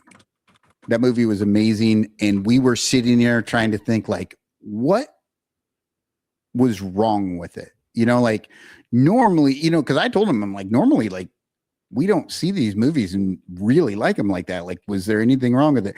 And we did find some little nitpicky things. But honestly, the movie is about as flawless especially as flawless of a superhero movie as you can make. I mean, I was blown away. And all of it has to do with James Gunn understanding the 78 Superman and then doing this movie so that there are echoes of that Superman with the real estate scam, the Otis Berg being one of the guys using all the same names, right? Like Miss Tessmacher was made for the 78 movie. Otis was made for the 78 movie. Those are not characters in Superman. He brought those in. He didn't need to, but he wanted to have these callbacks to that movie. All the little, like, there's just like little things throughout the movie that are just these great callbacks to that 78 movie. This being maybe the best one. The fact that they made it seem like he was trying to take over a country, yet again, a real estate thing. And then he's like, actually, I did that just so I could get at you, Superman, because I just want to kill you. And it was a great twist. But even knowing the twist going into it later, it doesn't hurt the movie at all. Like, you just see it and you're like, this is great. This is wonderful. But it's all those like little callbacks to different things that they do. Like you're talking Miss Tessmacher, her character arc is almost exactly the same, right? She's Lex Luthor's girlfriend. She turns on him and helps Superman. Of course, she doesn't directly help Superman in this one. She's helping Jimmy Olsen because she's in love with him. But still, the thing works. Mhm. I don't know, I really enjoyed the 25, and the reason I really enjoyed it, not the only reason, but one of the main reasons, was all the callbacks to 78. No, I agree with you. I do like James Gunn has a talent for taking original stories and making them his own while paying tribute to them. I think he's shown that with Guardians of the Galaxy. He turned that into his own. He's also produced the original Avengers films too, taking in little aspects of and putting his own twist on things, which I think was what made it so good. Which is why it's kind of surprises me that Kevin Feige didn't give the franchise over to him instead of continuing with it. But when you talk about hitting a home run on your first feature film for your first, as head honcho of a studio, this is a grand slam. It was an excellent film by all parts. I did have, like you said, there were some things in it that I did not care for, and one of them was the he cast a really, really good actor in Wendell Pierce as the head of the newspaper. With Percy White, I think his name is. Yeah. And he was kind of like wasted. He wasn't really used that much, which I thought was like, it's kind of like a waste of a really, really good actor. Because Wendell Pierce is an excellent actor. If you've seen him in The Wire or even Suits, or he's doing a TV drama right now for police officers. He's a very, very good actor. and I think he was kind of wasted there. The other thing that I didn't like was he had Jake Tapper in his film. And I just don't like Jake Tapper. But it has to do with that. But he, he had cool little throwbacks to the original film and then his own spin on it. I do love the fact that in this storyline, Pa Kent is still alive. I think that I don't know if he'll probably die in the next one, but that kind of scenario where the father has to die, I know it's part of his origin, but in the original one, he dies right away. And then this one, he's still alive, and it's kind of cool that he's there with him as his dad, and he's still walking around when he's with Lois, because in the other Supermans, he's gone already. Unless I think in the Zack Snyder one, Zack Snyder? Kevin Costner walks into a fucking tornado or something. Yeah, it was that Superman could have saved him from, but decided, I'm not going to today. Right, but Kevin Costner told him not to save him because he's supposed to say hidden. Yeah, that was an issue. That they had problems with that movie. I also like that Pa Kent was still alive, and he played a significant part, because a big part of the new movie was that he had a recording from his parents, which that's a throwback to the 78. Marlon Brando having all these recordings to teach Superman all the things that he needed to know about Krypton, but then also about Earth and all that stuff. So the fact that he had this recording made sense, but it was damaged, so he didn't know what it said at the end. And then that gets into a little bit of the nature versus nurture, because Lex Luthor figures out what is in the damaged part of the recording, and they wanted Superman to take over Earth and make everybody his subjects, like rule Earth.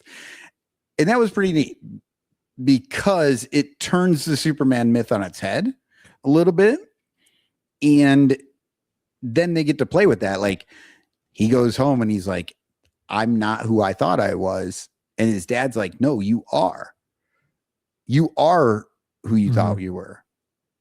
You know, that other part doesn't matter. And I just really like that idea that, yes, you can be one thing, but then become another, or be another, regardless of what some of your past is. It was good. Yeah, and people, have said, oh, was that Lex Luthor basically manipulating, the actual message? And James Gunn has come out and said, no, that's the real message, which I think is awesome, because, again, the comic book guys who are really nerdy, the comic book man guy from the Simpsons, I can think of. But going ape shit over this, I think it's fucking great, because you're making up your own thing. That's what you're supposed to do as a director and writer. And he does his own little thing to kind of put spin and give more meaning to becoming your own person as Superman, becoming, we always hear the with great power comes great responsibility from Spider-Man. But this is like showing, like, okay, you can choose your own path. You could be born to do something bad, but you can choose your own path to do good. And that's why I think kind of the message of this story is about building yourself and becoming choosing your own way to do things correctly, while having all these, things undertoning that are happening in the real world around you. Yeah. Well, I mean, one of the major flaws in the 1978 version is that there isn't really a character arc for Superman. Superman is Superman all the time. Like, he's Clark Kent. Like, you get to see him doing his thing, but it's really all act one, right? Like, you just get to find out about Superman, and then the movie's over. Like, you get to see all the things Superman can do, and then the movie's over. He's not really growing or changing or anything. There's no character arc. So in the James Gunn movie, you have Superman holding on to Krypton, holding on to the memory of his parents and all this stuff. And then when he finds out that they didn't have the best intentions, and then he he listens to his Earth father, and he's like, "Oh, okay. Just because I'm from another planet doesn't mean I'm that person that they wanted me to be," kind of thing. And at the end, he gives the whole monologue to Luther about him being human and about all the things that make him human, even if he is Kryptonian. Yeah, they try to push a little bit of that in the original when he's walking with his dad when he wants to beat up that guy who threw all the football things on the floor, the Yeah. uniforms. I want to bring this back though for the original Superman with that particular actor. What's it? Jeff East. Man, Jeff East. I remember from Pumpkinhead. He had like lead role in there, which is fine. But man, him and you had to pick a better. He was cast horribly. You had to pick a better actor to be an older Christopher Reeve, because Christopher Reeve is like a good-looking dude. Jeff East and him are like oil and vinegar the way they look. You know what I mean? Like, oil and water. They don't mix, and I'm just like, oh man, it's they look weird. It just didn't, to me. It just didn't like. He just looked too weird as a young guy to become what he became. Right. Yeah. Yeah, they had a lot less to work with back then. He clearly looked like he was wearing some sort of a wig. God, yeah, it was. And I mean, even Marlon Brando's, he looked like he was wearing aluminum foil. When they were in Krypton. Yep. I kind of like that. I didn't bump up against that. I was like, sure, it's another planet that's different. It made me laugh though. It was like aluminum foil. That's what it looked like. Yeah. No. The issues with I did find some more issues in the 25 this time around that I had never really noticed before.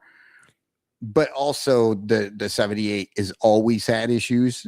It was just this great movie when I was a kid, but it was, I don't know, some of it is just goofy, and one we have to talk about this, and it's on my list here. What do you prefer, the love flight or the love fight? So Superman goes on a date with Lois Lane, and you remember this whole date is like, she asks him what color underwear he's wearing. It's all exposition. It's all this like, oh, I can't see through lead, all this Pink. stuff. Yeah. And then they go on this insanely long, boring, ridiculous flight through the night where he's holding her by the hand and they're flying, and she's doing this inner monologue set to music. Does he know that I love him? Can he read my mind? Like all this stuff. And then you contrast that to Lois Lane in the 25 movie comes home and Clark is making her dinner. And then they get into she kind of gives him a hard time about interviewing Superman. So he says he'll interview her. And then they have this whole back and forth with her interviewing Superman. And then they get in an argument and they have this fight. And I thought it was really interesting to put those two things against each other, because they're the first two instances that you find out that these two people are going to be in love, right? For this movie. I loved the 25 version. I loved that argument. I loved the way that they went back and forth at each other, and that they were just sort of struggling over what their relationship was going to be. Like, that was great. And as you could tell, I've always hated the 78 love scene. Well, the 2025 version is better. Even the fact she tells Mr. Terrific she was going to break up with him, which I thought was, that little line there was hilarious. The way he just looks at her like he doesn't give a shit. Mr. Terrific is clearly like part autistic or whatever. Like, he's just like, I don't. Yeah, he tells her, I don't emotions. care. Yeah, I don't care about emotions.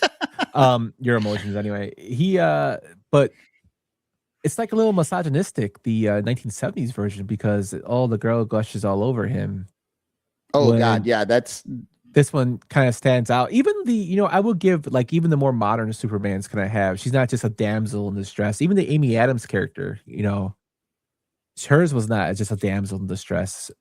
I do like that yeah, aspect of it that you give being a bit more realistic because that's not how women are in real life. Maybe at least in my lifetime, they're not damsels yeah. in distress. There are women who can be, but not in this aspect.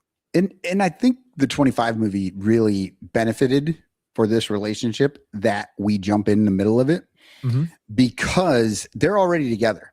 And we can just in our brains make up how that happened, right?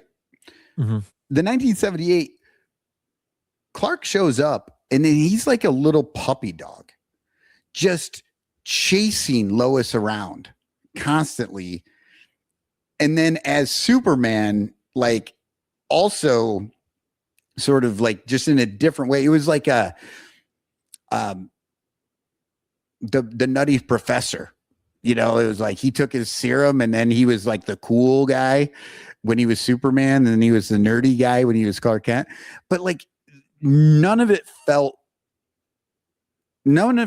genuine. She didn't seem to like him as Clark Kent that much, other than just like a person she worked with. And then as Superman, she liked him like way too much. And then in the 25, you actually got a woman who liked both Superman and Clark Kent, understood who they were, understood who she was, and was able to, it felt like they had a real relationship. And James Gunn was able to jump over all that beginning stuff by just not even telling us about it. Just be like, yeah, they're already dating. Mhm. Yeah. So I don't know. I thought it was,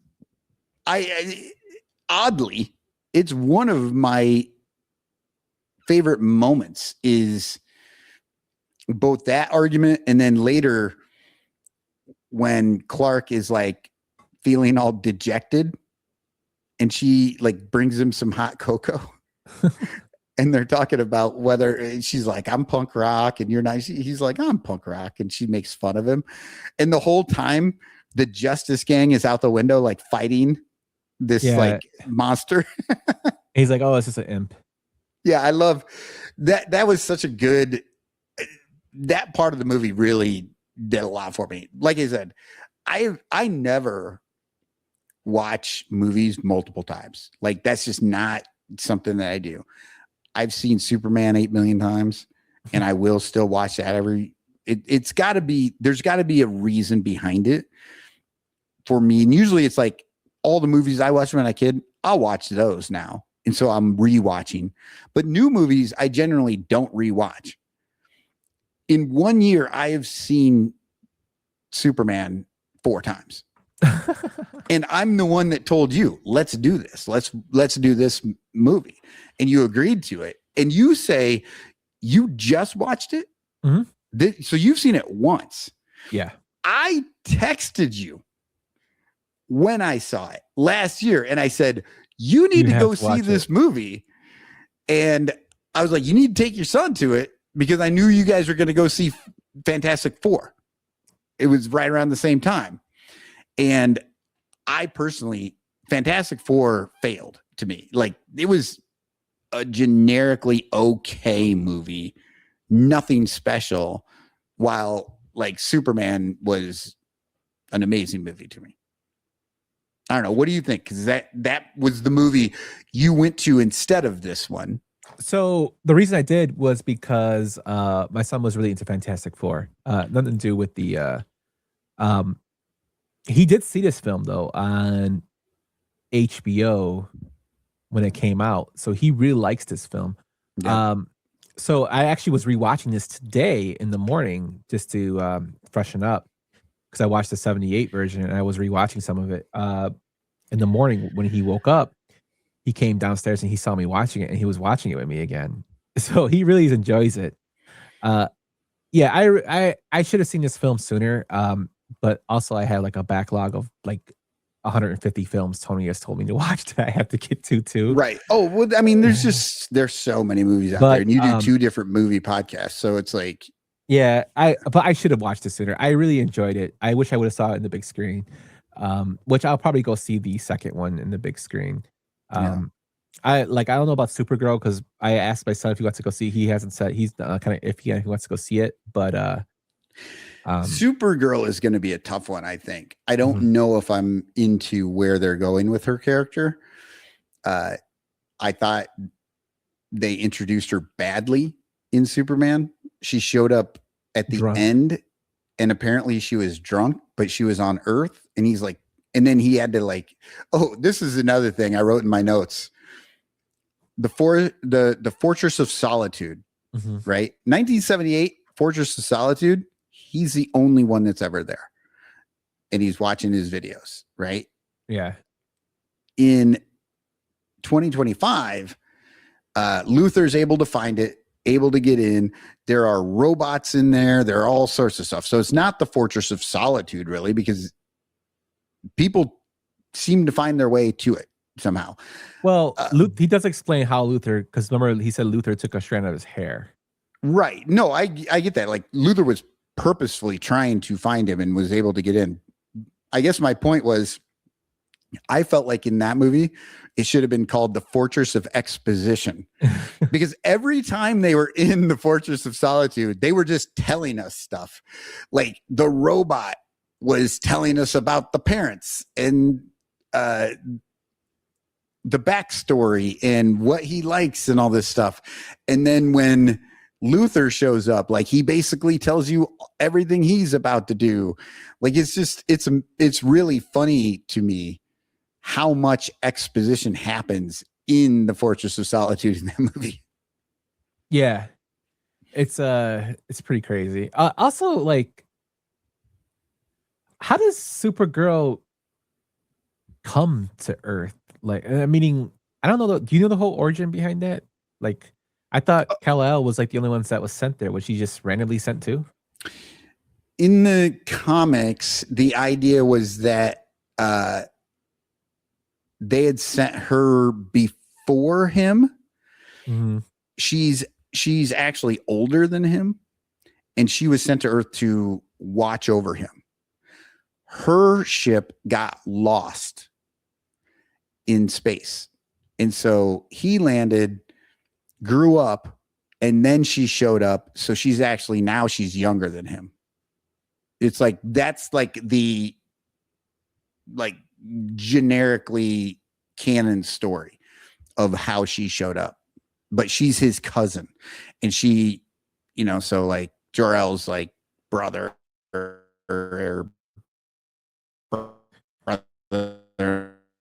cousin, kind of cutting out a little bit. Whatever. You got Yeah, so it was like Jor-El's brother-in-law that sent her. So she's like his cousin. She showed up later. It's kind of odd. Yeah, but she shows up in this movie and she's kind of drunk, and he does the whole exposition. She goes to other planets with red suns so that she can get drunk. It's ridiculous. Yeah. I don't know. Yeah. It was weird. Yeah, it was odd. It was kind of funny. The only good part was that you find out that Crypto is her dog, which then makes you like, oh, well, that's where the dog came from. Yeah. And the dog in this movie, I mean, I loved the dog in this movie. It seemed like it was going to be when I was watching commercials and stuff for it, I thought it was going to be kind of hokey. Mm-hmm. It was great. I thought the dog was really funny. Yeah. It was a good addition to the film. I thought it was a very good addition to the film. It looks like Cotton might have frozen again. Oh, he's back. He's back, yo. Yeah. Yeah. So, I don't know what's going on with our internet. Maybe it's telling us we need to wrap this thing up here quickly. I agree. We're almost to 2 hours. So, last thing, solo Superman all by himself.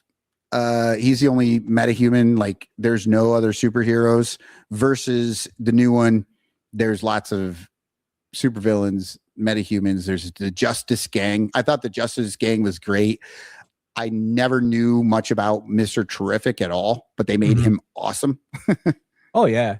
Yeah, I like the more metahumans, but I know why they did the solo Superman in the original. It was just basically to kind of set him like give him an introduction to new fans. Same thing they did with the Batman, which is the Joker, and then they did the Penguin, and they introduced Catwoman as well in there.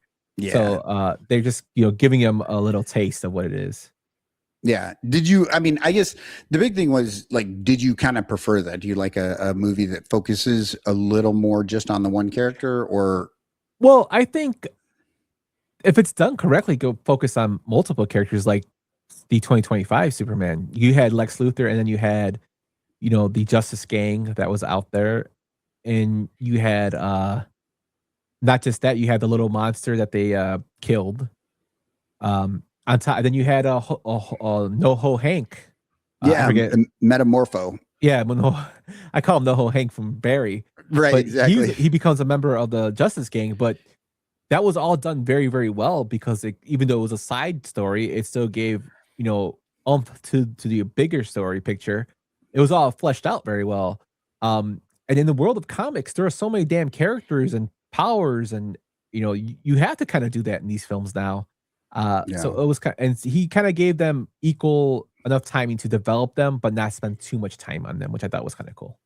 Yeah, he did a really good job bringing in the other characters because he didn't give them any backstory. He just put them in there and said, you figure it out. And there was enough in there that you learned, like, oh, it's Hawk Girl and it's Mr. Terrific, and you don't know anything about them, but then you find out sort of their powers.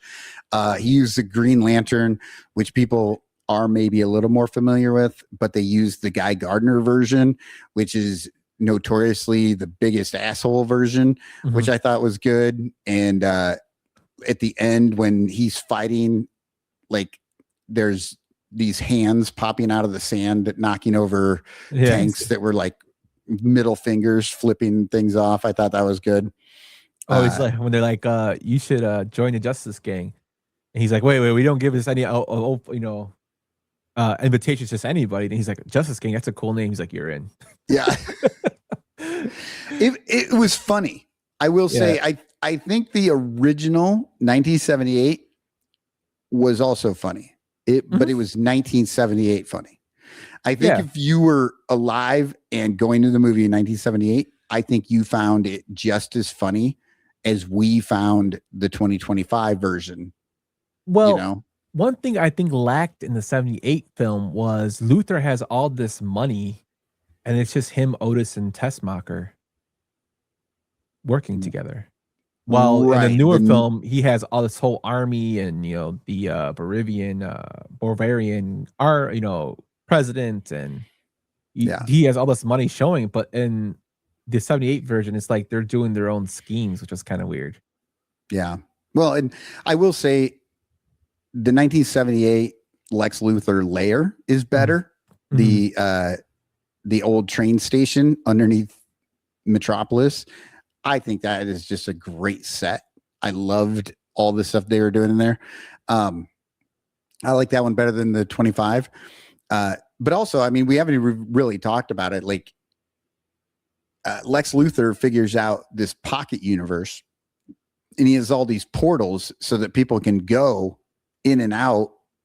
But then in the end, he creates an earthquake, yet another callback to the 78 movie with the earthquake. And I don't know, but it was done better. There were certain things within that earthquake that weren't, but it's all like little minor things, I guess. So yeah.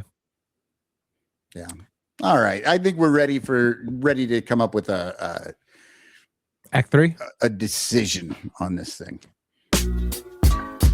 Chow dear, it's chowder. Say it right. Chowder.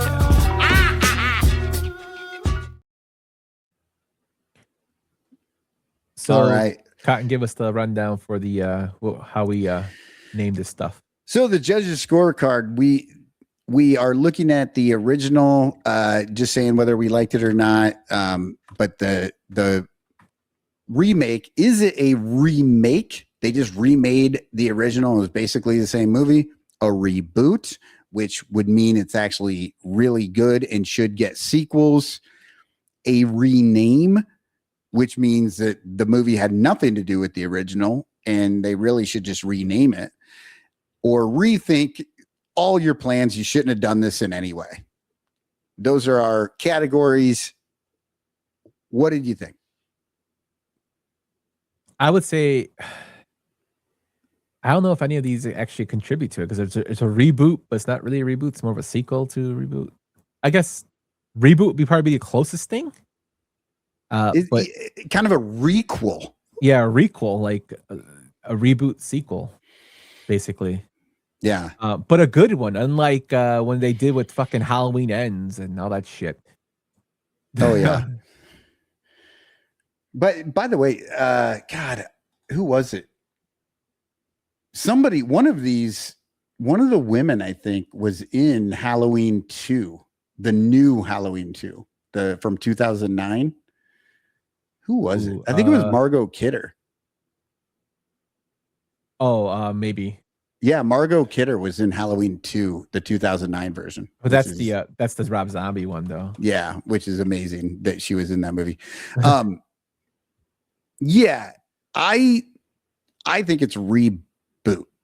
Like this should have more movies made off of it. I thought it was really well done. And yeah, it is a little bit weird because they remade it in a lot of ways, right? There was an earthquake. There was the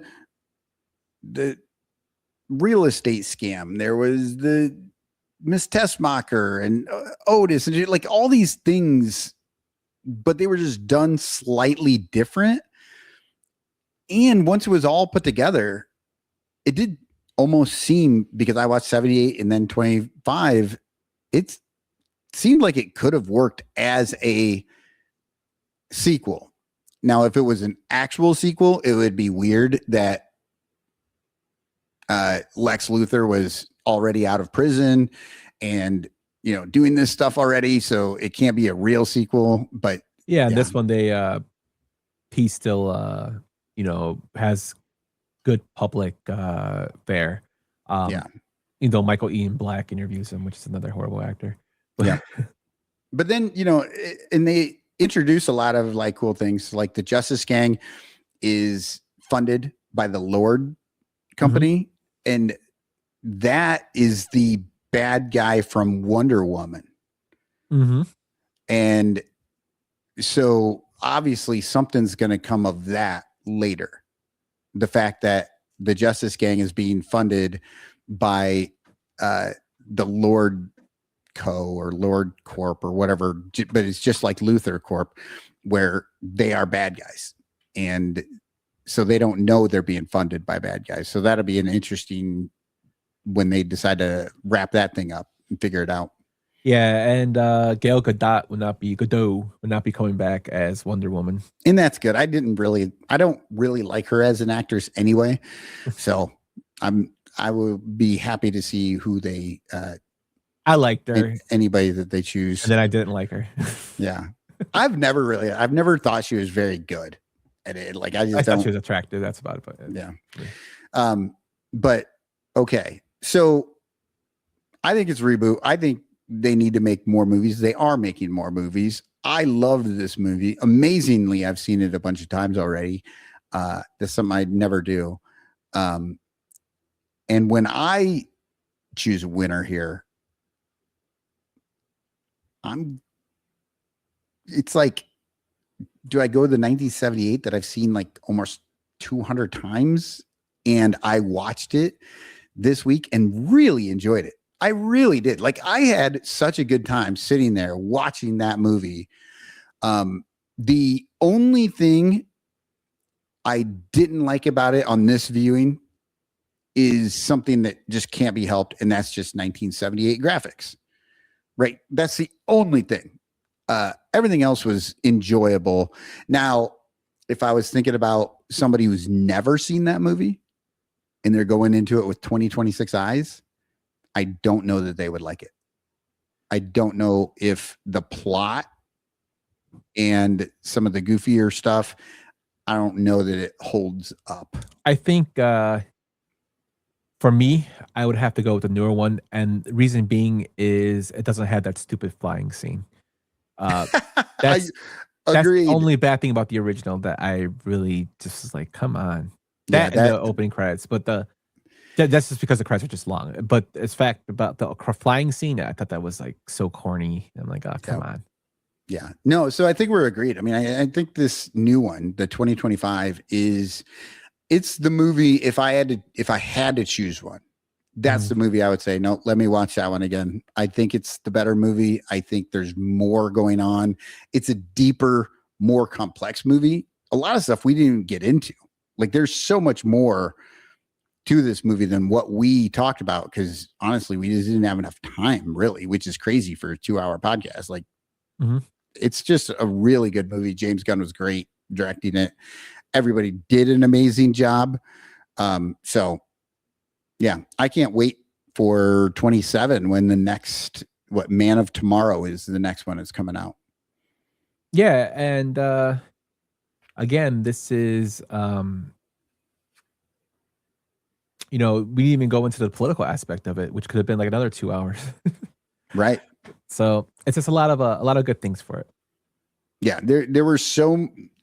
Yeah, I mean that movie. Like I think we could probably fill about 10 hours just talking about all the different things that we could talk about with that movie. It's so good and it's so deep, and there's just so many different little things to it, which is why I've been able to watch it 4 times, and I'll watch it again because each time you watch it, there are more things to pick out or more things to recognize and enjoy.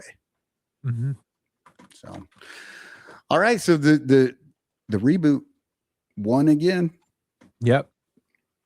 So interesting, especially with you, because man, I know you were coming into this. You were just like, I'm never going to choose a reboot. Yeah. But right now, let me look at this. I have 1, 2, 3, 4, 5 remakes that I've chosen, and 1, 2, 3, 4, 5 originals I've chosen. And you have 1, 2, 3, 4, 5 and a half. Because you bailed on one of these and just said, they're equal. I think The Fly maybe was the one that you did that on. Oh, I don't know which one I did. Yeah. Maybe it was The Fly. I really enjoyed both of them. But you've got 5.5 there, and 1, 2, 3, 4. Yeah, 4.5 on the original. So you're actually in the boat for the remakes. I so far. Turn around my personality here and start going back to hating stuff. Back to hating stuff. That's awesome. All right. Well, this was fun. I thoroughly enjoyed rewatching both of these movies. I think everybody should go out and see the 25 movie if you haven't seen it. And the 78 movie is it.